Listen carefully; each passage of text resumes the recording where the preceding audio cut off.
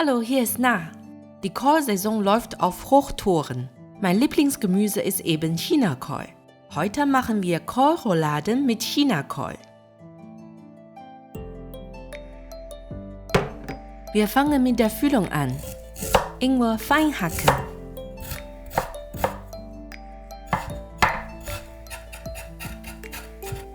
Lauchzwiebel fein schneiden.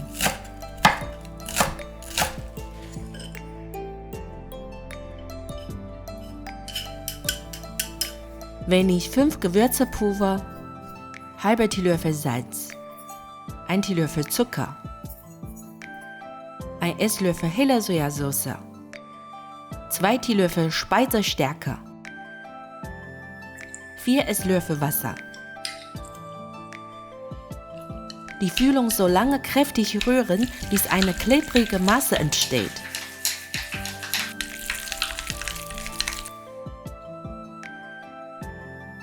Zwei Teelöffel Speisestärke, 4 Esslöffel Wasser, halb Esslöffel dunkle Sojasauce gut vermengen.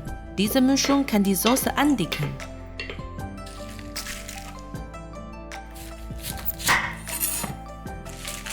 Wir nehmen 8 äußere Blätter von Chinakohl.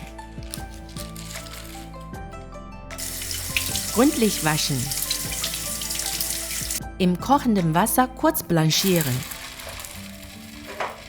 Bei den Ansätzen kann es etwas länger dauern als bei den Blättern.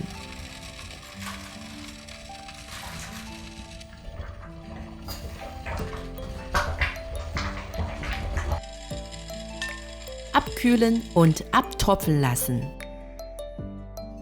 Jetzt machen wir die Rouladen fertig.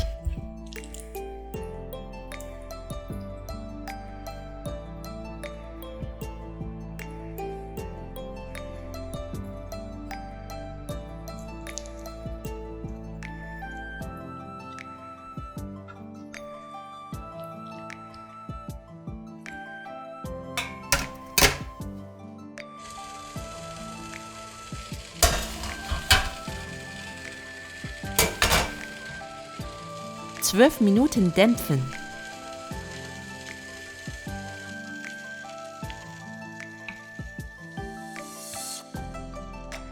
Die ausgelaufene Flüssigkeit brauchen wir für die Soße.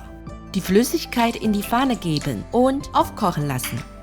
Die Stärke-Wassermischung langsam hineingeben, bis die Soße sich bindet.